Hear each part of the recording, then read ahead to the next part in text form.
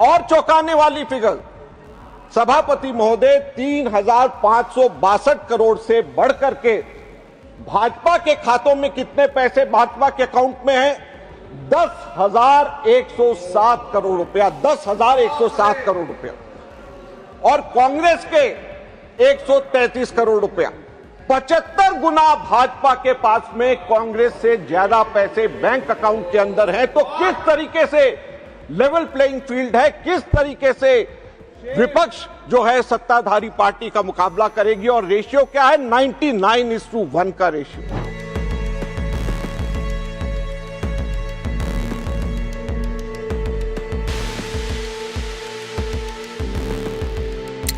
आदरणीय सभापति महोदय, मैं आपका धन्यवाद करना चाहता हूं। आपने बोलने का मौका दिया और एक बहुत महत्वपूर्ण विषय है चुनाव सुधार का।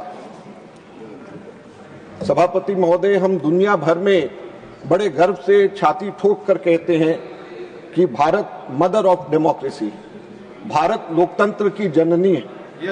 लेकिन जो तथ्य आज मैं इस सभा के अंदर रखूंगा, सभा पटल पे रखूंगा, वे चीख चीख करके गवाही दे रही हैं कि भारत में शायद यह जननी अब जीवित नहीं है। सभापति महोदय, किसी भी जीवंत लोकतंत्र के लिए 3 बुनियादी शर्तें होती हैं, 3 कसौटियों पे खड़ा उतरना पड़ता है। सबसे पहला लेवल प्लेइंग फील्ड, समान अवसर सभी के सभी दलों के लिए। दूसरा ट्रांसपेरेंसी, पारदर्शिता। और तीसरा क्रेडिबिलिटी, विश्वसनीयता। सबसे पहले अगर हम लेवल प्लेइंग फील्ड की बात करें तो मैं केवल आंकड़ों के ऊपर जाऊंगा। सभापति महोदय, मैं कांग्रेस पार्टी का कोषाध्यक्ष भी हूं, राज्यसभा के एमपी के साथ साथ। सभापति महोदय, पिछले 2-3 वर्षों से मैं हर इलेक्शन के बाद जैसे सभी पार्टीज को अपना हिसाब किताब देना होता है वो मैं दे रहा हूं। और जाहिर बात है कि मैं दूसरी पार्टीज का भी जो हिसाब किताब होता है उसको भी मैं देखता हूं। इलेक्शन कमीशन की वेबसाइट पे पब्लिक के लिए, सबके लिए वो वहां पर रहता है। सभापति महोदय, आप बड़े हैरान होंगे, सदन बड़ा हैरान होगा, मैं कुछ आंकड़े देना चाहता हूं। हर इलेक्शन के बाद हम ये बताते हैं कि कितना पैसा खर्च हुआ और साथ में ये भी बताते हैं कि कितना पैसा हमारे बैंक अकाउंट के अंदर है। और ये लेवल प्लेइंग फील्ड की बात इससे निकल करके आती है। 2004 के अंदर भाजपा के बैंक बैलेंस, बैंक अकाउंट के अंदर 2004 के बाद 88 करोड़ थे। हमारे कांग्रेस के बैंक के अंदर 38 करोड़ थे, लगभग 2 गुना भाजपा के हमसे ज्यादा थे। हमारी सरकार आई, ज्यादा हमारी स्ट्रेंथ थी, तो ज्यादा स्ट्रेंथ के बेसिस पे हमें ज्यादा पैसा मिला। और भाजपा के बैंक के अंदर 150 करोड़ रुपए 2009 के बाद में आए और कांग्रेस के बैंक अकाउंट के अंदर जमा 221 करोड़ रहे। ये 1.47 टाइम्स कांग्रेस के ज्यादा थे। 60-40 का रेशियो था। 2014 के बाद भी यह रेशियो 60-40 का रहा। अब उसके बाद 5 साल भाजपा आती है। 2014 में भाजपा के बैंक अकाउंट में 295 करोड़ रुपए थे। 2019 में 295 से ये जंप करके कितना हो गया? 3,562 करोड़ रुपए केवल 5 वर्षों के अंदर। और साथ साथ में कितने गुना कांग्रेस से ये आगे हुआ?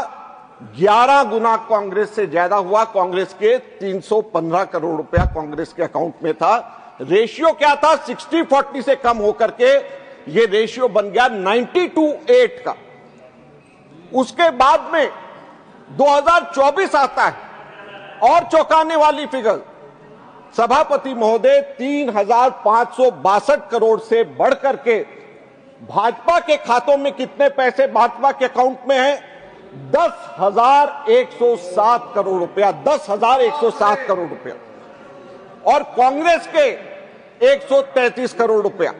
75 गुना भाजपा के पास में कांग्रेस से ज्यादा पैसे बैंक अकाउंट के अंदर हैं। तो किस तरीके से लेवल प्लेइंग फील्ड है, किस तरीके से विपक्ष जो है सत्ताधारी पार्टी का मुकाबला करेगी। और रेशियो क्या है? 99:1 का रेशियो।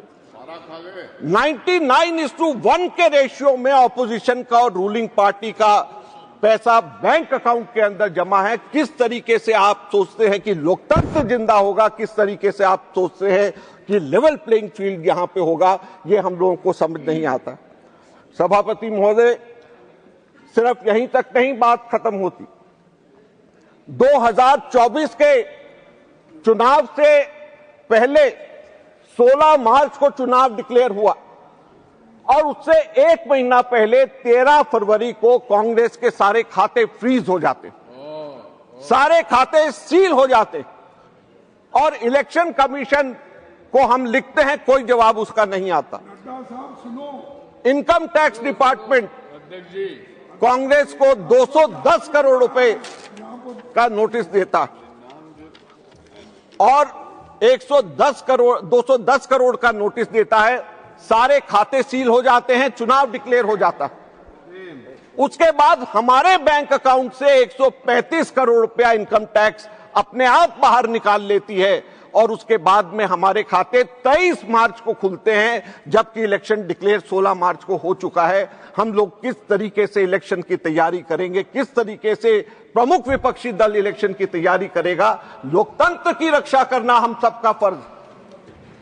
सरकार को एम्प्लॉयमेंट देना है, सरकार को डिफेंस का भी ध्यान रखना है, एक्सटर्नल अफेयर्स का भी ध्यान रखना है, नौकरियां भी देनी है, लोगों को खाने का भी देना है, लेकिन सरकार का सबसे बड़ा काम लोकतंत्र की रक्षा करना भी होता है। लेकिन उसके अंदर यह सरकार पूरी तरीके से विफल हो गई है। क्यों?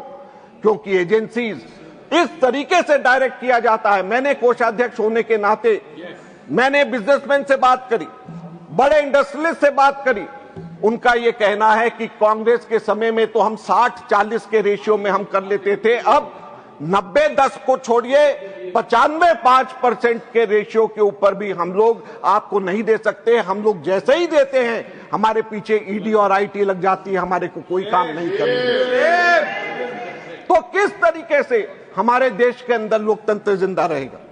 आपने सभापति महोदय हमारे को कहा कि हम लोग अपने रूल्स के अंदर, मर्यादा के अंदर रह करके हम लोग अपनी बात करें, लेकिन जब पारदर्शिता की बात होती है तो बहुत महत्वपूर्ण बात, हरियाणा के अंदर चुनाव हुए, 5 अक्टूबर को इलेक्शन कमीशन ने रात को देर रात डेटा रिलीज किया कि 61.19% की पोलिंग हुई। 6 अक्टूबर को अगले दिन वो 61.19% बढ़ करके 65.65% हो जाता। और जब इलेक्शन की काउंटिंग होती है तो ये 68% हो जाता। सभापति महोदय, 61% से 68%, 7% काउंटिंग के अंदर और पोलिंग डे के अंदर वोट परसेंटेज एकदम से कैसे बढ़ गई? कोर्ट जाया जाता। कल मैंने अमित शाह जी की स्पीच लोकसभा वाली सुनी। उन्होंने कहा कि 45 दिन के बाद कोर्ट से आप आदेश करवा लीजिए, 45 दिन के अंदर अंदर हो जाएगा। लेकिन इसके अंदर 10 दिसंबर को पंजाब हरियाणा हाई कोर्ट ने आदेश दिया इलेक्शन कमीशन को कि आप सीसी फुटेज सारी की सारी रिलीज करिए। लेकिन 20 दिसंबर को सीसीटीवी फुटेज रिलीज करने की जगह 10 दिन के अंदर अंदर सेंट्रल गवर्नमेंट ने 93(2) का रूल चेंज करके हमेशा के लिए मना कर दिया कि अब ये सीसीटीवी फुटेज हम नहीं दे सकते। तो क्या ये ट्रांसपेरेंसी? जब कोई गलत कार्य नहीं हुआ तो क्यों छुपाया जा रहा है? हाई कोर्ट के ऑर्डर्स को क्यों इस तरीके से दबाया जा रहा है?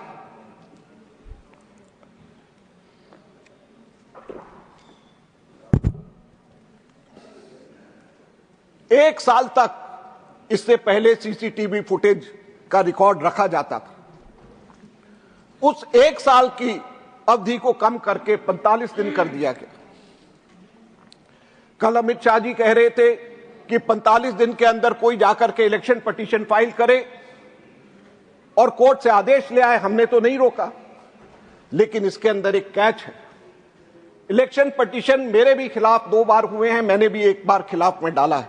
45 दिन का डेडलाइन इलेक्शन पिटीशन फाइल करने का होता है और 99.9% टाइम्स पे टेक्निकल ग्राउंड्स के ऊपर इलेक्शन पिटीशन के ऊपर ऑब्जेक्शन लगता है।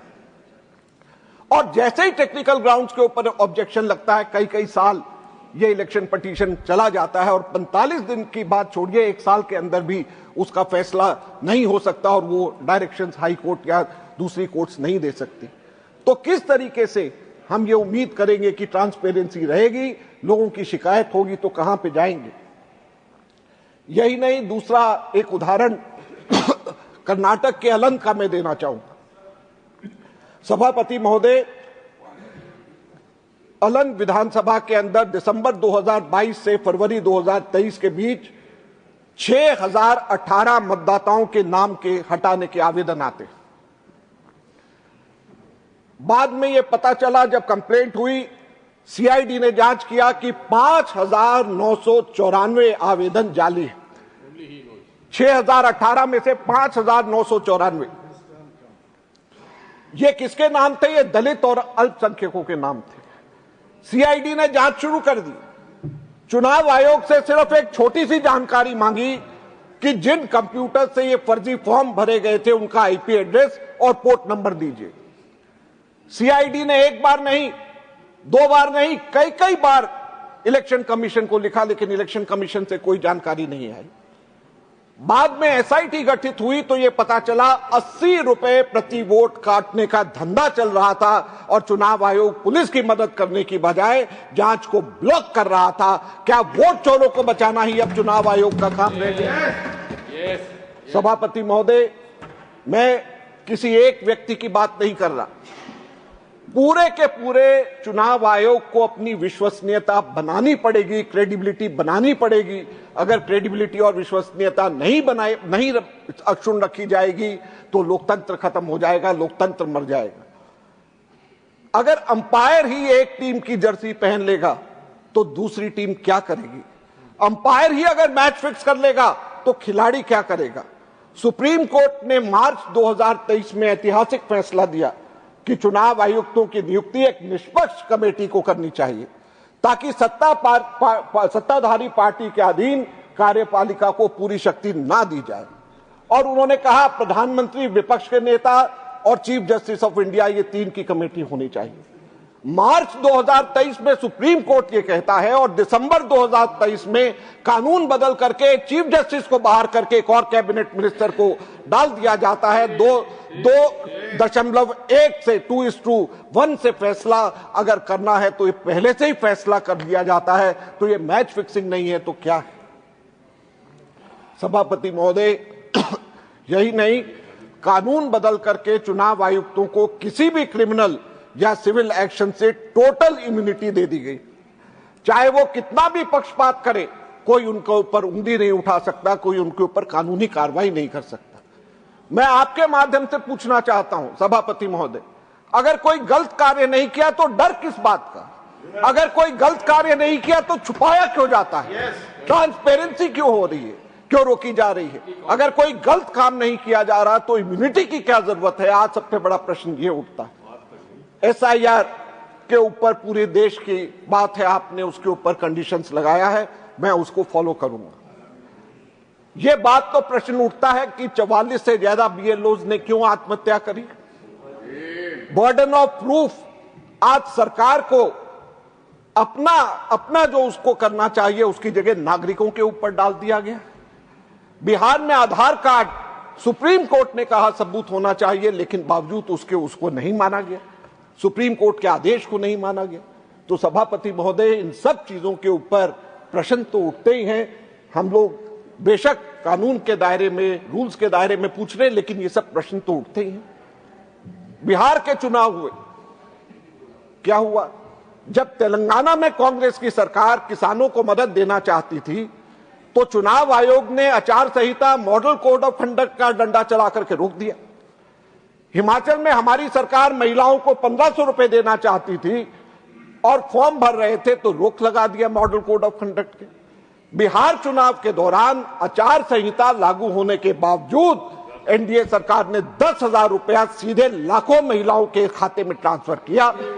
विपक्ष करे तो रेवड़ी और आचार संहिता का उल्लंघन, और अगर पक्ष करे तो वो जन कल्याण। ये दोहरा मापदंड नहीं चलेगा, इसको ठीक करने की जरूरत है, ये मैं कहना चाहता हूं। सभापति महोदय, आज चुनाव आयोग मशीन रीडेबल वोटर्स रोल देने से मना कर रहा है। आज चुनाव आयोग आईपी एड्रेस छिपा रहा है जो लोग वोट चोरी करते हैं। आज चुनाव आयोग 45 दिन के सबूत मिटा रहा है, 45 दिन के अंदर। आज चुनाव आयोग सरकार की कठपुतली बन चुका है। सत्ताधारी दल ईसी अपॉइंट कर सकता है, ईसी को कानूनी इम्यूनिटी दे दी गई। अगर लोकतंत्र के इन तीनों स्तंभों में समान अवसर, पारदर्शिता और विश्वसनीयता को नहीं बचाया गया तो यह सदन सिर्फ एक इमारत बनकर के रह जाएगा। आप इसे लोकतंत्र का मंदिर कहेंगे, लेकिन रह जाएगा ये केवल ढांचा, क्योंकि इस मंदिर में ना तो कोई भगवान बसेंगे, ना होगा कोई देवी देवता, रह जाएगा केवल ढांचा।